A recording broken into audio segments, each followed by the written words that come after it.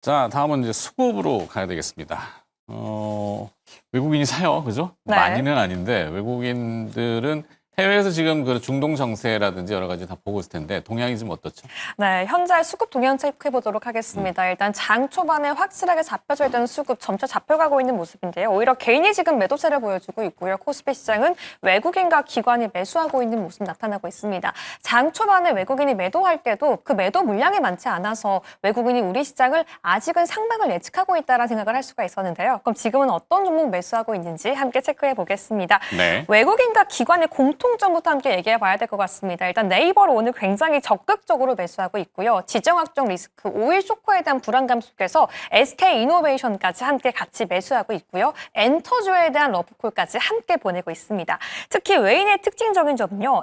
삼성전자와 SK하이닉스를 동시에 매수하고 있고요. 지정학적인 리스크가 계속 이어지고 있음에도 오히려 오일과 관련된 종목은 매수하면서도 방산주에 대해서는 적극적으로 매도하는 그 특징이 나타나고 있습니다. 기관 흐름도 함께 살펴보도록 하겠습니다. 오늘 시장 흐름 속에서 조선주를 적극적으로 매수하고 있는 모습이 특징적인데요. SK하이닉스와 삼성전자에 대해서는 외국인과는 정다른 포지션 취하고 있습니다. SK하이닉스와 삼성전자 매도하고 있는 가운데 네이버와 카카오 같은 AI 관련주 위주로 매수하고 있습니다. 그래서 오늘 외국인과 기관의 특징주 정해봤는데요. 외국인의 특징주는 한화솔루션입니다. 매일같이 호재와 악재가 들어오고 있죠. 오늘은 또다시 미국의 태양광 세액공제 폐지 가능성이 들려오면서 이틀 연속 미국 내에서 관련 종목들이 급락하고 있는 가운데 오히려 외국은 지금 다시 한번 매수해야 한다라는 포지션 보여주고 있고요. SK이노베이션 같은 경우에는 중동 불안 속에서 정유와 석유주 강세 보이고 있는 가운데 외국인과 기관 동시에 매수하고 있어서 이 두 종목을 특징주로 정해봤습니다. 네, 외국인 순매수는 한화솔루션, 그다음에 기관 투자자의 순매수는 눈에 띄는 게 SK이노베이션. 맞습니다. 네. 자, 이걸 풀어주실 영앤 리서치의 최진욱 본부장 나와 있습니다. 어서 오세요. 입니다. 자, 수급 동향 지금 김유정 아나운서가 쭉 브리핑 해줬는데 일단은 시장 안전판 역할을 해주는 수급입니다. 재료는 밖에서 들어오는 중동 재료고 우리가 판단할 수 없다고 얘기했고 벙커버스터를 할지 아니면 모르죠 지금. 네, 특파원이 나가 있는 것도 아니기 때문에. 근데 수급 동향으로 봤을 때는 기관 투자자와 외국인 투자자들이 시장 방어를 했어요.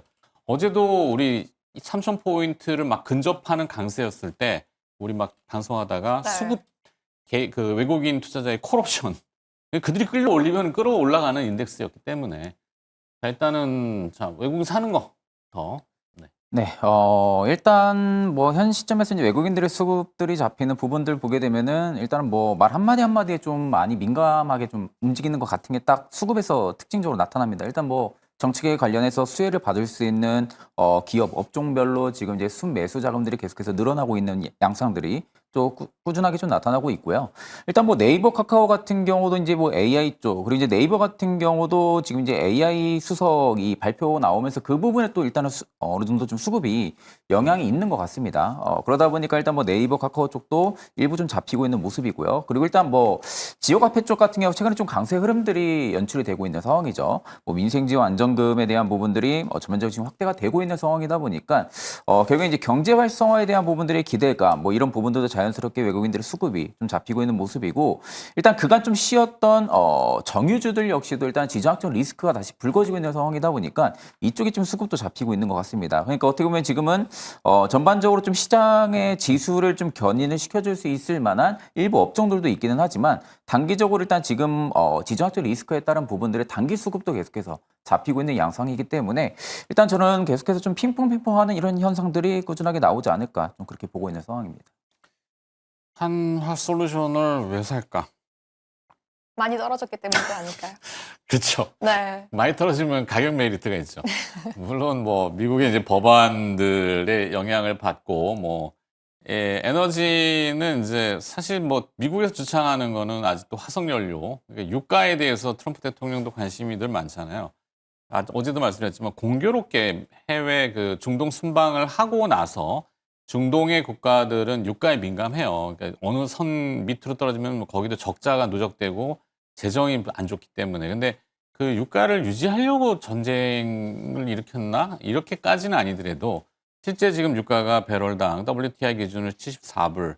오늘도 좀 아시아에서 오르고 있고 브렌트도 오르고 있고 자, 그리고 거기에 유가가 오르면은 이제 대체 에너지로 이제 뭐 요즘 최근 원전, 그다음에 뭐 우리나라는 태양광, 친환경 뭐 이렇게는 하고 있죠.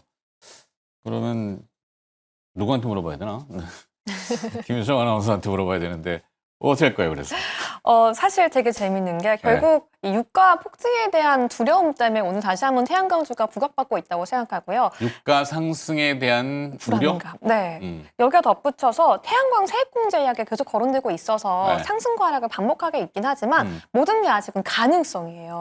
폐지가 될지 유지가 될지 TPO 세액에 대해서는 어떻게 할지 가능성 속에서 매일같이 이렇게 등락을 반복하고 있는 상황이라서 관련된 내용들은 잠시 좀 뒤로 밀어주면 좋을 것 같고 네. 최근 되게 재밌는 이야기를 봤는데 뭐죠? 원전이 모든 신재생 에너지를 대체할 거라는 건 한국만이 생각하고 있는 잠시 좀 착각일 수도 있다. 왜냐하면 결국 빠르게 만들어서 대체를 하려고 하면 그 모든 거에 가장 적합한 게 태양광 풍력이고 결국 원전도 만드는데 그 수많은 노동자가 투입이 되어야 하는데 미국에서 유럽에서 그 많은 인건비를 가지고서 어떻게 대체하겠냐.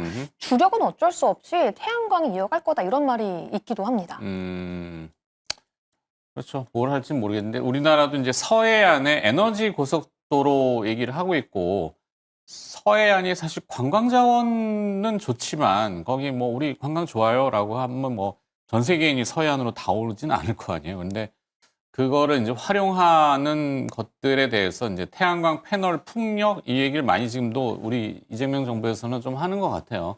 그게 아마 좀 매칭이 되는 것 같고 태양광 뭐 딱히 네. 뭐가 있어요? 사실 이제 오늘 하나솔루션 같은 경우가 외국인 수급만 좀 잡히고 있는 것 같거든요. 네. 일단 뭐 기관들도 지금 계속해서 매도세를 일단 오전부터 계속 좀 나타내주고 있는 모습으로 지금 체크가 되고 있는 상황인데 일단 세액공제에 대한 부분들의 폐지 이 가능성 여부가 일단 하나솔루션에 조금 더 수급을 악화시키고 있는 부분이라고 좀 보고 있는 상황이고 다만 일단 외국인이 오늘 좀 수급이 들어와주는 부분들이 물론 이제 유가에 대한 부분들도 있기는 하겠지만 하나솔루션의 기초체력 자체로만 놓고 보게 되면은 태양광 쪽에서는 원가 경쟁력이 굉장히 높은 기업입니다. 그러니까 어떻게 보면은 미국의 태양광에 대한 부분들의 설치량이 만약에 둔화가 된다고 해도 이미 하나솔루션 같은 경우 주택용 태양광 시장에서는 어느 정도 우위권을 좀 가지고 있는 상황이고 또 지금 직접적으로 설치라든지 그리고 모듈 생산, 뭐 운영 이런 전반적인 사업에 대한 부분들의 수직 계라가 또 너무나도 잘 돼 있는 그런 기업이다 보니까 상대적으로 이제 다른 태양광 패널 업체들보다 대비해서는 원가 경쟁력이 굉장히 좀 높은 기업이죠.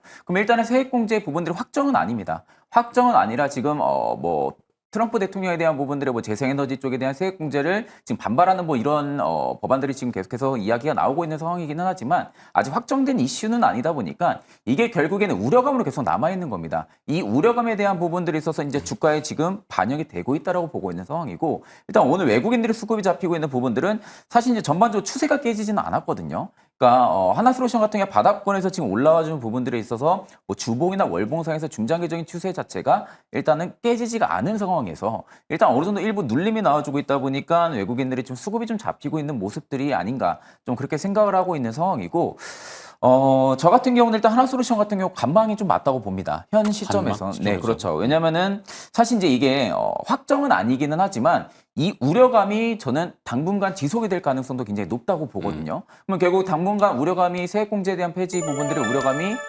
지속이 된다라고 했을 때 가정을 했을 때는 지금 당장 하나솔루션을 올려줄 수 있을 만한 모멘텀이 가장 큰 게 뭐가 있을까라고 생각을 한다고 하게 되면은 사실 그렇게 크지는 않다고 봅니다. 물론 이제 외형 성장에 대한 부분들은 중장기적이나 시간적인 여유텀으로 봤을 때는 물론 성장은 할 수 있겠지만 지금 당장에 대한 부분들의 주가를 어떻게 보면은 상승시켜줄 수 있을 만한 트리거, 이 작용 역할은 아직 미비하다고 보고 있거든요. 그렇기 때문에 일단 저는 세액공제에 대한 부분들을 확실하게 받고 나서 매수를 하든 아니면 뭐 관망을 하든 매도를 하든 그때 정하셔도 저는 늦지 않다라고 보고 있는 상황이다 보니까 일단 저는 단기적으로 좀 쏟아지고 있는 이 비는 장마 같은 경우는 좀 피하고 보는 게 맞다고 보고 있는 상황입니다. 네. 그렇답니다. 네. 김주영 아나운서는 이 하나솔루션? 네.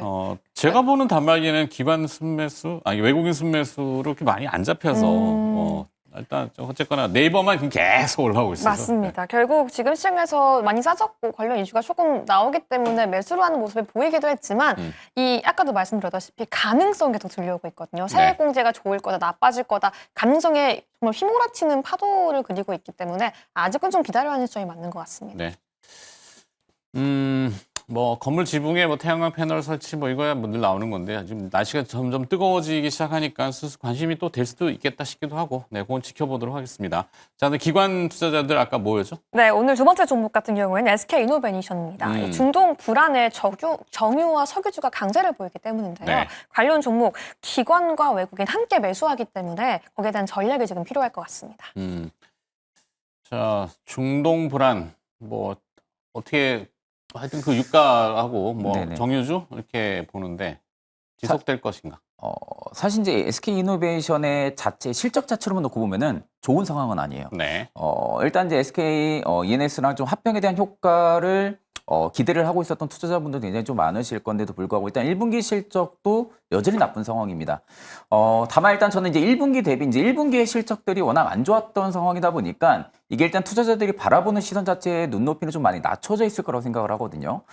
다만 이제 반대로 2분기는 아마 저는 1분기보다는 좋을 가능성이 높다고 보고 있는 상황입니다. 일단 지금 중동 지정학적 리스크가 계속해서 불거지고 있는 상황에서 유가가 반등이 나와주고 있는 상황이고 사실 유가가 반등이 나와준다 하게 되면은 SK 이노베이션 입장에서는 어떻게 보면 석유화학에 대한 부분들의 잠재적인 수요 개선 부분들을 좀 기대를 해볼 수가 있고 그러면 잠재적으로 수요가 개선이 된다 하게 되면은 당연히 실적에도 영향을 미칠 가능성은 높겠죠. 보통적으로 이제 중동 이 리스크를 이거 뭐 단기간에 끝날 이슈다, 뭐 아니면 이게 조금 더 이어질 이슈다라는 부분들을 뭐 찬반 여론도 굉장히 많기는 하지만 저는 일단 좀 끌고 갈 가능성이 높다고 봅니다. 일단 뭐 이란과 이스라엘 쪽 뭐 양측에 대한 부분들의 대립 구조, 뭐 어제도 제가 뭐 이슈를 새벽에 제가 보니까 뭐 이란이 뭐 사실상 뭐 항복을 했다는 이야기도 굉장히 좀 많았었거든요. 근데 이게 불과 몇 시간 만에 또 이란이 포격을 또 진행을 하고 있고. 그러니까 이게 이제 지금 말이 앞다르고 뒤다르고 이런 상황들이 계속해서 연출이 되고 있는 상황에서 또 이제 트럼프 대통령 같은 경우도 지금 뭐 이란에 대한 부분들의 좀 위협을 가할 수 있을 만한 발언들도 굉장히 좀 많이 하고 있는 상황이죠. 그러다 보니까 일단 저는 이 중동 리스크에 대한 부분들이 계속해서 좀 불거질 가능성이 좀 높다고 보고 있는 상황이고요. 그렇다 하게 되면 일단은 뭐 유가 부분들은 계속해서 반등 기조가 좀 나아질 가능성도 매우 좀 높지 않을까 좀 그렇게 보고 있는 상황이고 아마 외국인들은 그 전부터 미리 움직이고 있는 것 같습니다. 외국인들이 지금 4일 연속 순매수를 SK 이노베이션에 또 넣고 있는 상황이고요. 기관 같은 경우도 오늘 일단 순매수를 잡히고 있는데 일단 좀 눈여겨봐야 되는 부분들이 투심 물량도 좀 들어와주고 있다는 거거든요. 통상적으로 투심 물량이라고 하게 되면은 좀 단기적인 물량 수급으로 좀 보고 들어오는 영향도 굉장히 좀 큽니다. 그러면 투자 신탁 말씀하시는 네, 그렇죠. 그럼에도 불구하고 일단은 뭐 투신의 물량이 다시금 매수세로 전환이 되고 있다는 부분들도 SK 이노베이션을 지금 저평가라고 좀 부각을 좀 많이 시키고 있는 것으로 판단을 하고 있는 상황이고요. 그렇기 때문에 아마 이제 2분기는 제가 보기에는 1분기보다는 조금 더 좋은 기초 체력들이 좀 유지가 되지 않을까 좀 그렇게 보고 있는 상황이고 아마 석유 부분 같은 경우는 앞서 말씀드린 대로 잠재적인 좀 수요 개선을 2분기로 좀 기대해 볼 수 있지 않을까 좀 그렇게 보고 있는 상황입니다. 김유정 아나운서는 어떻게 하실 것 같아요? SK 이노베이션 사실 것 같아요?